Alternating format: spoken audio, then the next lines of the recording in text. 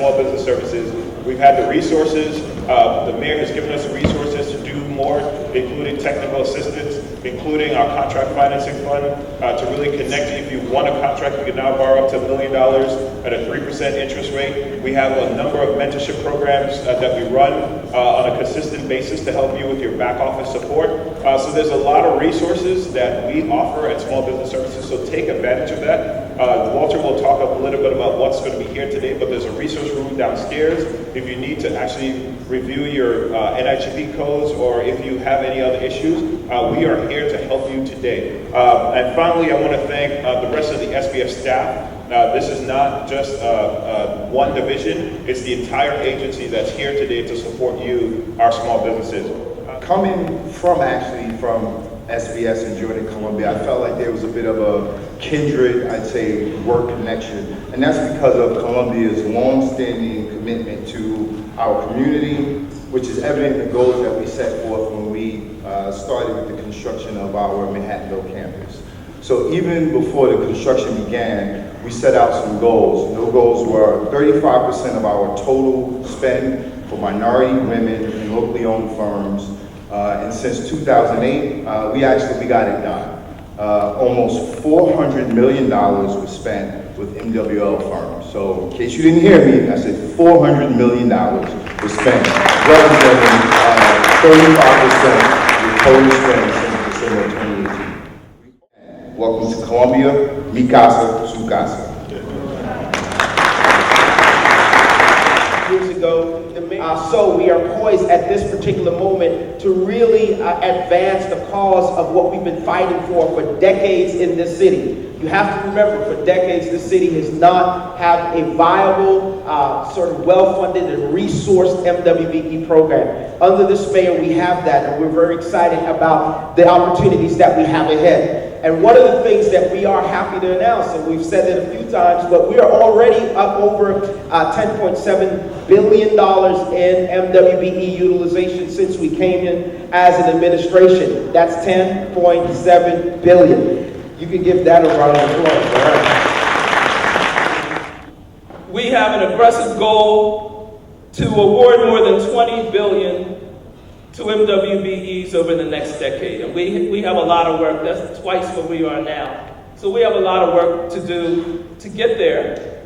And we're in Albany right now. The Mayor de Blasio has proposed legislation which is in the Senate. I don't know where it is in the Assembly. We had folks up there fighting for it and still fighting for it right now. But it's to raise our discretionary cap to $1 million. A few years ago, a few years ago, it was $20,000. And then, through the mayor's office and the state legislature, we got it to $150,000. Janelle was saying that made a difference. We're trying now to raise it to $1 million, which will make a bigger difference. And to be honest, we have to hold the mayor down. The mayor wants to do more than $1 million. The mayor wants to be more aggressive.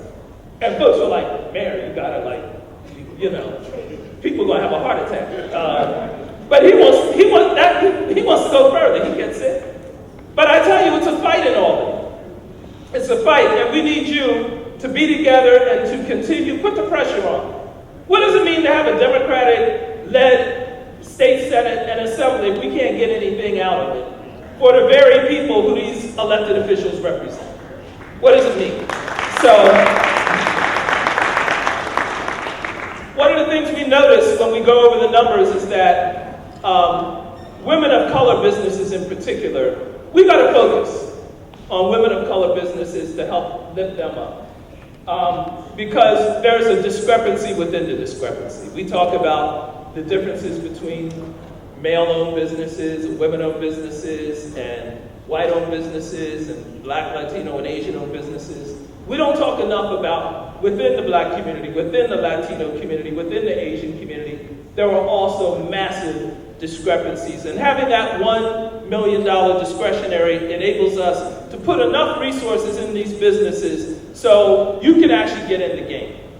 When you're a really small 3-person firm headed by a woman, you're doing everything. You're sweeping the floor, you're spraying the bug juice, you're trying to do your business, respond to RFPs, and even if you get 150,000, that's not enough actually for you to hire up and actually have other people doing that work so you can focus on growing your business. So we want to put enough money in there so folks can actually have enough to grow their business and get in the game. We also have some other things planned down the road to help expand business, including partnering with folks like Colombia and folks in other countries where we can build business partnerships in the Caribbean and Latin America to help increase capacity real fast. So our success hinges on our collaboration, on our being together, and our unified voices and our partnerships and putting pressure on people. So let's fight on. Let's fight on. I bid them projects on the private sector, and they will take my bids, and they were very appreciative of the bids, but no work came out. It took me 18 months to land the first contract, so in the meanwhile I maintained myself by training. So I like to teach, so I train and I got training assignments. I will get a $10,000 assignment, $15,000, but like our leader said, that's not enough to pay the bills, let alone to pay another person's salary. I was not withdrawing salary. And thank God, in 2007, we got a sub-consulting agreement with the Department of Environmental Protection, and it was a contract. So again, could you spell your name, please? Catalina Ortiz, and I am a congresswoman from Colombia. I represent the Valle del Cauca, and I'm here learning about this program. So could you tell us how women from your district could benefit from SBS? And what is the advice do you want to tell them to be really involved so the economy can grow up? Well, I'm very impressed by seeing just how the power, the leverage that you have from the procurement, from everything that the state, the actual city of New York buys, can help new businesses. And that's what we're here to learn so that we can implement things like this in Colombia and South America. How do you reach out to the women in your district? How do you tell them the importance of being certified?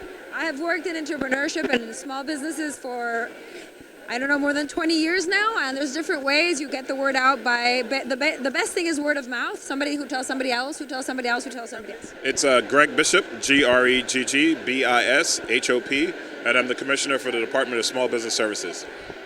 If I really understood, I heard something like from $20,000 Yes. to millions of dollars. Yes. How do you explain the commitment of the mayor of New York City to be really engaged to empower small business? So the mayor's always talked about income inequality, and one of the areas that we wanted to focus on is the city's purchasing power. We spend anywhere between $15 and $20 billion a year, and the mayor simply just wants an equal distribution of that purchasing power. So one of the things that we're doing is we're empowering city agencies with the discretion. So we went from 20,000 to 150,000, and now we're asking our state legislators in Albany to give the city discretion up to $1 million. What that does is actually really create an opportunity for city agencies to engage with minority and women-owned businesses in a way that they've never done before. And we've seen the results, and we continue to push to make sure that we meet our goal of 30% of our spend to MWBEs. Thank you, I appreciate it. All right, thank you very much for having me. Thank you, Deputy Mayor. Thank you for being here and sharing your experience to people.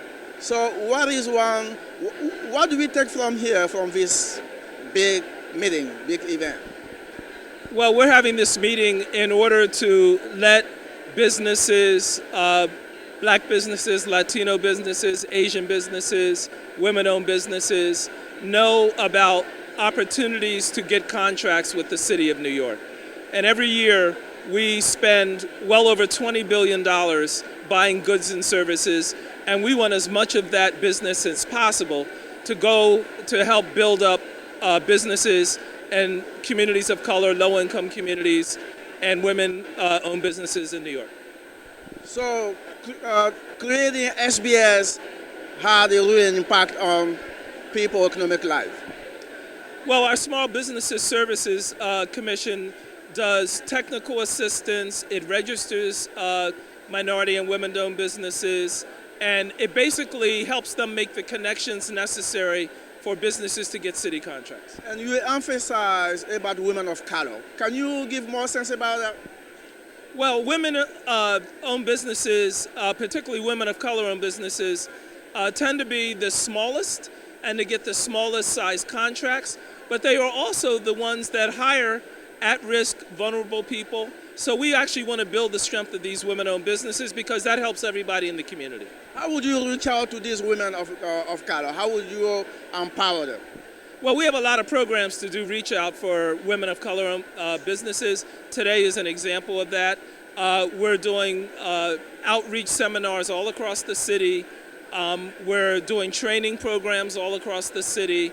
And most importantly, we're pushing in Albany for a $1 million threshold for discretionary contracts. So that allows us to target businesses that aren't getting a big share of the pie. We can actually give them big enough contracts so they can grow and develop. Why did it take so long to creating SBS? Just 10 years, it's too new. Why did it take so long? Because previous administrations weren't as committed. And so it's all about the people making their voices heard. That's why we always say people should vote, people should be involved in the political process, and when people do that, government responds. Thank you so much. Thank you. I appreciate that. Thank you.